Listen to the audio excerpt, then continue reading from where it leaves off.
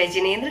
कौशल्या के राम भाग 5 में आप सभी का स्वागत है। आज हम चर्चा करेंगे इंद्र के वैभव के बारे में। इंद्र का वैभव अद्भुत है ना। चलिए प्रारंभ करते हैं उस चर्चा के बारे में। तो रुधुनपुर के राजा सहस्त्रसार और उनकी रानी मानसुंदरी थे। मानसुंदरी जी जब गर्भवती हुई तो उन्होंने इच्छा रखी कि उन्हें इंद्र के समान वैभव भोगना है। तो राजा ने उस तरह की व्यवस्था करवा दी और जो पुत्र हुए उनका नाम भी इंद्र ही रख दिया गया।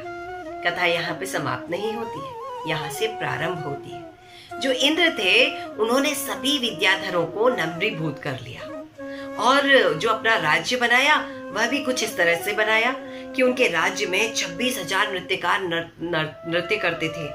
एक चंद्रमा के समान सफेद हाथी था जिसे ऐरावत नाम दिया गया था। चारों दिशाओं में परम शक्ति युक्त 4 लोकपालों की नियुक्ति की गई थी। इसके बारे में हम चर्चा करेंगे आगे।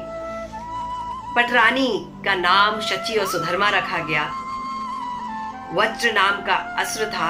3 सभाएं, अप्सराओं का समूह, हरिणकेशी सेनापति, अश्विनी कुमार वैद्य, 8 वसु, 4 प्रकार के देव, नारद, तुम्बुरु, विश्वासु आदि गायक, उर्वशी, मेनका, मत्तुस्वामिनी नाम की अप्सराएं, बृहस्पति मंत्री आदि सभी वैभव इंद्र के समान ही निश्चित किए गए थे। और भाग्य देखिए कि नमी विद्याधर के पुण्य से इन्हें ऐश्वर्य भी प्राप्त हो गया था। कथा अपना रंग बदलती है। लंकापुरी के जो स्वामी हैं माली, जो अत्यंत महामानी शासक हैं, वह सभी विद्याधरों पर समान रूप से शासन करते थे। अब इंद्र का आश्रय मिला तो विद्याधर माली की आज्ञा का भंग करने लगे। इस बात से माली क्रोधित हो गए और अपने भाई सुमाली किष्किंध के पुत्रों को लेकर विजयार्थ नगरी की ओर चल पड़े युद्ध के लिए। रास्ते में कई सारे अपशगुन हुए। उनके भाई सुमाली ने उन्हें रोका भी कि भाई कई सारे अपशगुन हो रहे हैं, क्या हम रुक सकते हैं? तो माली का उत्तर था कि नहीं, क्योंकि हम जिसे समाप्त करने के लिए और जिस युद्ध को जीतने के लिए निकले हैं उसे जीतकर ही हम वापस आएंगे। इस तरह वह आगे बढ़े और बिना किसी सूचना के सुकेश के पुत्र विजयार्थ पर्वत पर चढ़ गए और पूरी प्रजा को छिन्न भिन्न कर दिया।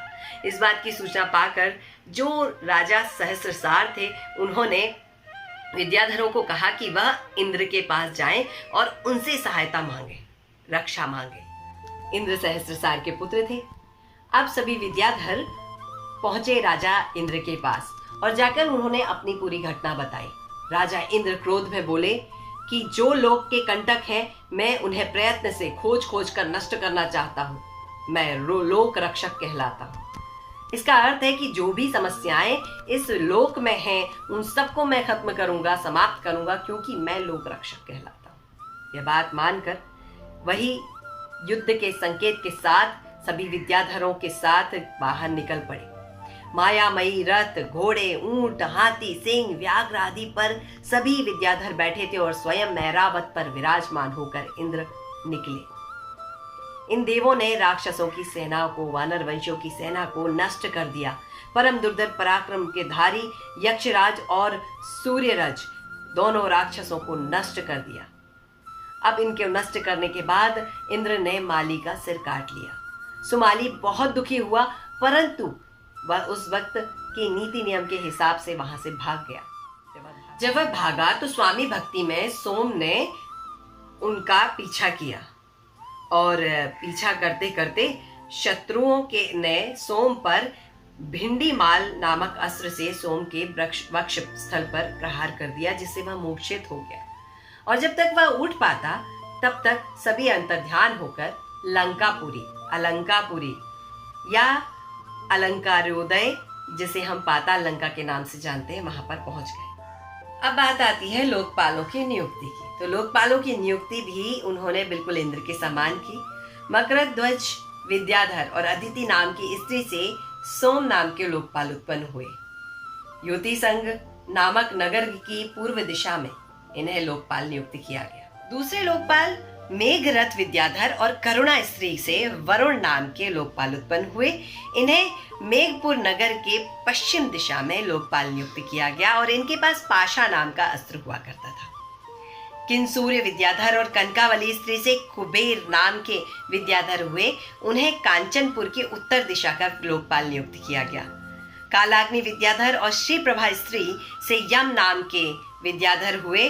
उन्हें दक्षिण दिशा के द्वीप के किशको नामक नगर की दक्षिण दिशा का लोकपाल नियुक्त किया गया। अब इन्होंने सभी विद्याधरों का नामकरण किस तरह से किया, तो जो जिस नगर का वासी था उसे उसी तरह से बुलाया गया।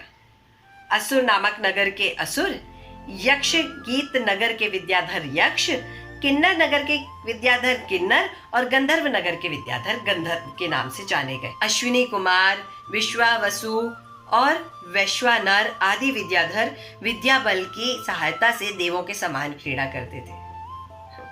बात कुछ ऐसी थी कि इंद्र ने यद्यपि मनुष्य योनि में जन्म लिया था, परंतु वह अपने आप को इंद्र ही मानने लगे थे।